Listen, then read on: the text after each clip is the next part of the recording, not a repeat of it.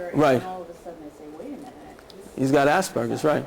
But the point is that obviously, I do paradox interventions, and I believe that it can help even people with Asperger's. Okay.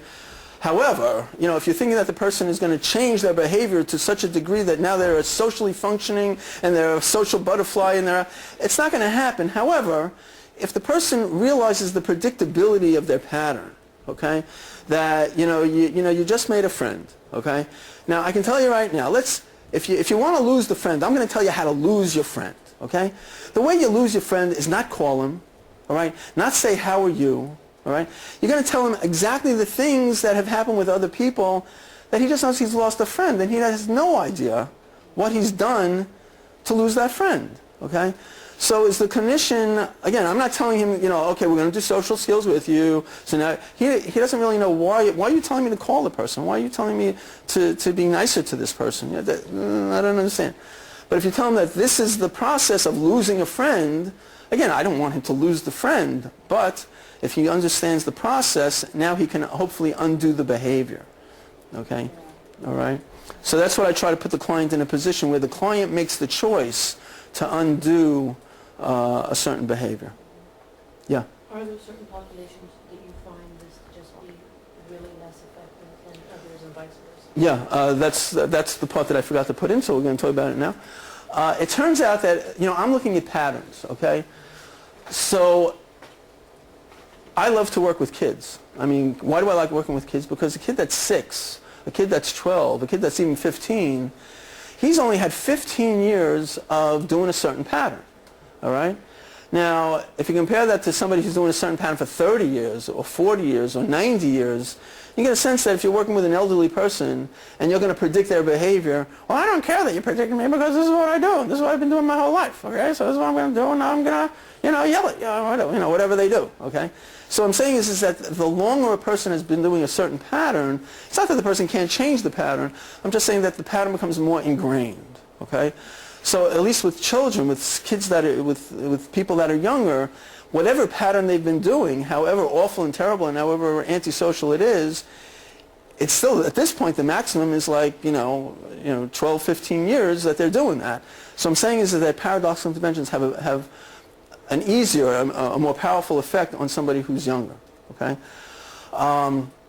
Also, in terms of paradoxical interventions, I find that it's important if the person has good hearing, okay? I worked with one person who I would do an intervention and he would nod.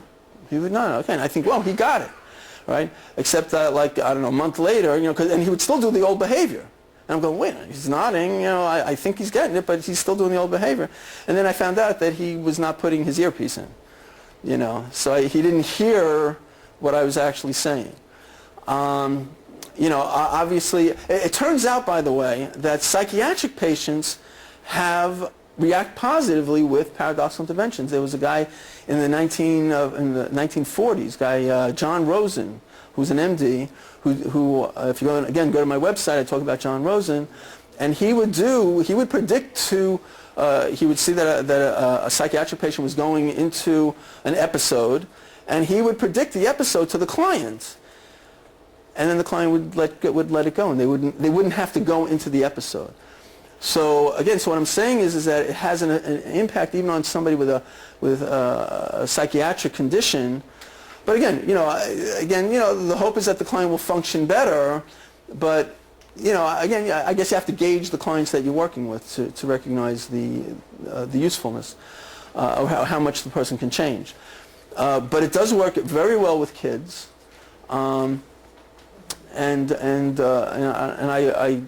I've worked with kids even as young as 4 and 5, and when they get what I'm doing, they pull themselves together and they undo whatever cycle they're in, whatever pattern they're in. Yeah, you had a question? No, I was just thinking about, IQ and developmental delays and stuff, some kids understand right. They're functioning at different levels. Well, actually, you're raising an interesting point. It turns out that high IQ people, what's their investment? Hey, I can figure this out, all right? I can figure any therapy out, and I can get around it, yeah, All right? So I'm not going to be affected by your therapy, you know, from you highfalutin therapists, because I can figure out CBT, I can figure out behavioral, I can figure out psychodynamic. What's interesting about paradox? You can't get around it. Okay? Because I'm looking at a pattern. This is the repetitive pattern. I was doing a presentation, you know, and I was doing a presentation, and in the middle of the presentation I said to the group, oh, you know, by the way, group, I come back from lunch a little late, ha ha ha ha ha ha ha, right? Made a little joke. And right before we broke for lunch, a group of like 3 or 4 people in the front row said, you know, Dr. Hellman, we were all talking together, and we predict that you're going to be coming back late from lunch. And I stood there and I was like, you don't, you know, in my mind I'm thinking, you don't know, how do you know what I'm going to do at lunch? You don't know that. You don't even know me. And I went back to my room and had my lunch, and I literally felt like they were sitting on the bed, right? Right? And I'm thinking, wait a minute, I do this presentation. If anybody knows how to get around this, hey, it's me, right? And I realized I can't even get around it. So like they're sitting on the bed and they're going, you're going to come back late, you're going to come back late. Well, let me tell you, I got back to that training on time, all right? I proved them wrong, right? They don't know nothing about me, all right? Now, in terms of, you think, oh, well, that works for the high IQ client, but, you know, low IQ, then they're not going to get it, you know, they don't have the intellectual understanding. But it turns out that even somebody with low IQ can get that they're doing something repetitive. Right? When you say to somebody, this is a predictable pattern that you do, you don't need necessarily a high IQ to figure that out. To say, oh, yeah, okay, I kind of get it, all right, okay. So what I find is one of the exciting aspects of doing paradoxical interventions is that it works for the high IQ client, the person who seems intelligent and thinks they can get around the therapy, around the treatment, as well as somebody who has a low IQ and really has difficulty, you know, understanding what's happening. Okay, so let's take the next slide. We're going to go to the next.